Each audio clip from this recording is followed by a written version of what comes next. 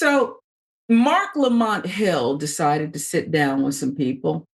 He interviews Brian McKnight's estranged family, and here is an excerpt from the interview.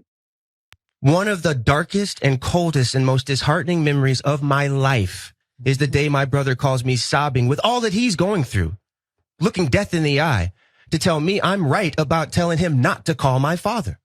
Because I knew what was going to happen. Because I knew where my dad was. I told him, man, dad is gone. Dad's gone. All my brother wanted and needed, asked for, was my father to tell him that he loves him. And my brother responds to him, or my father responds to my brother that I can't arbitrarily say that I love you. Right. But this is the man that wanted to help him? Yes, people heard the voicemail, but they have no idea that as a mom standing in the room with my son on speaker with his wife and hearing how belittling his father talked to him.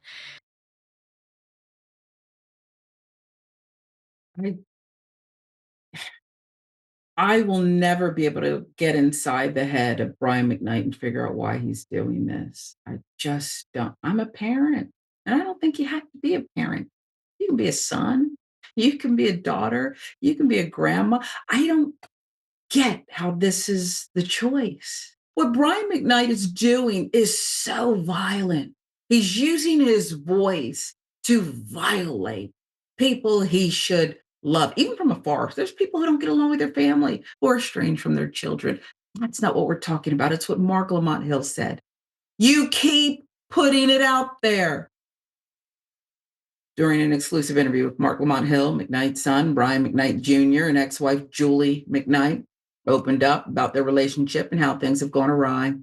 One segment of the 90-minute interview, Brian Jr. and Julie reflected on Brian's relationship with his son, Niko, and how even in the middle of a cancer battle, all Niko wanted was to hear 3 words from his father.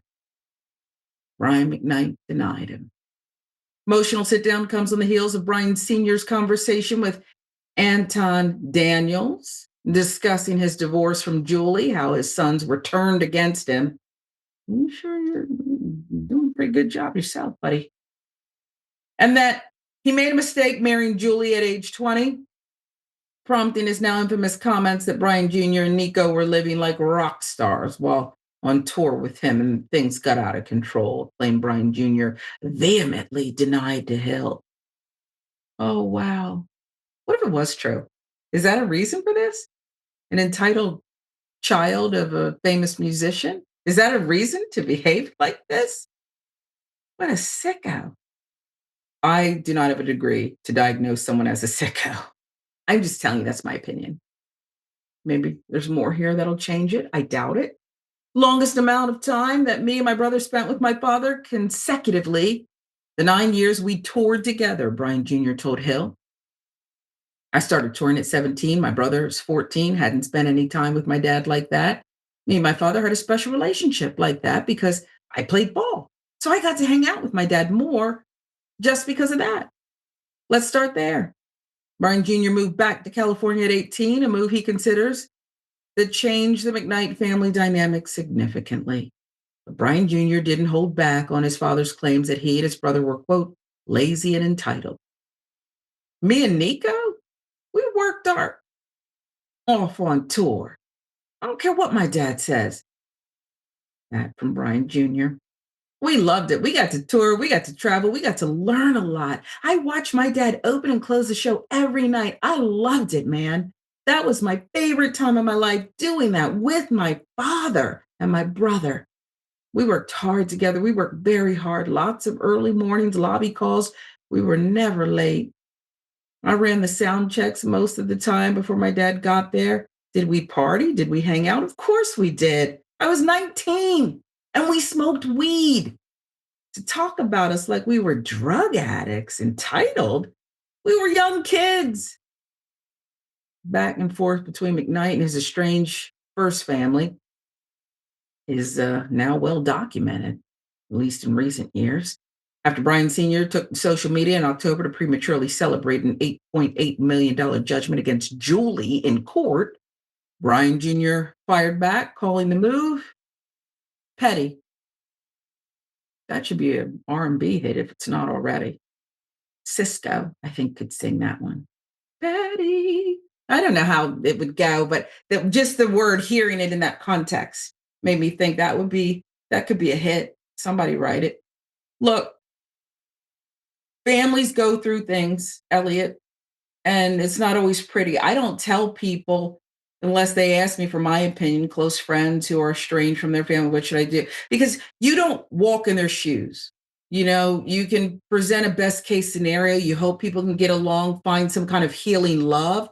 But if it's not going to assist you emotionally, if it's going to cause more trauma, I get why people make certain decisions to protect their peace.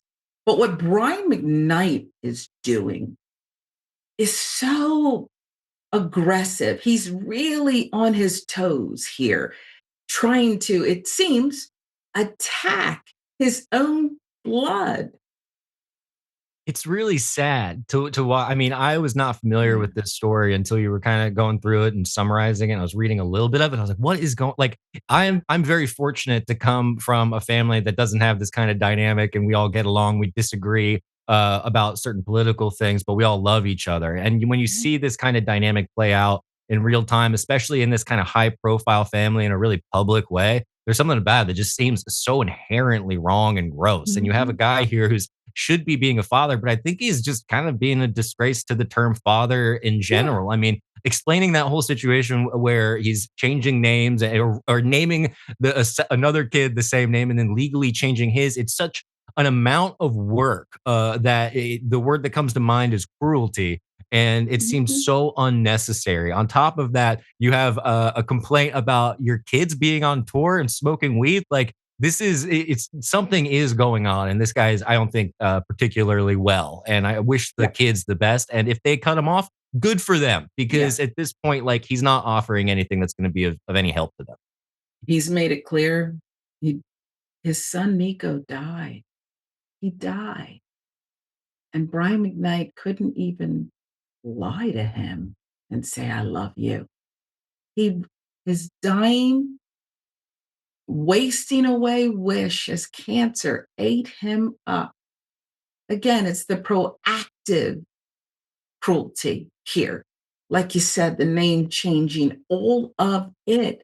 It's sad when families are just gone to their separate corners, sometimes of the world. They leave each other alone. They're not speaking. You walk in the room, they walk out if they happen to cross paths. That's not what we're talking about here. It's let me wake up and see where Junior One is so I can cut him again. Mhm. Hurtful man.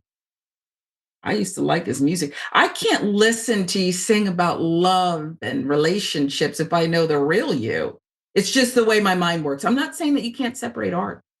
I'll give you the last word. I can't do it. There's certain people I say, because I'm all into it. I'm not anymore. Absolutely. Yeah. I mean, I do wonder with this kind of thing where it's like, if you have your convictions, I understand whether they're religious convictions or lifestyle convictions, but when you start clinging to those tighter than you cling to your own children, I think that's usually a pretty good indicator that you've gone down the wrong path. So this is gross. I'm glad he's getting called out for it, but I hope he learns to at least start keeping some of this stuff Yeah. behind closed doors because it's just causing more and more damage. Yeah, it is. Sit down somewhere. Have several seats, Brian.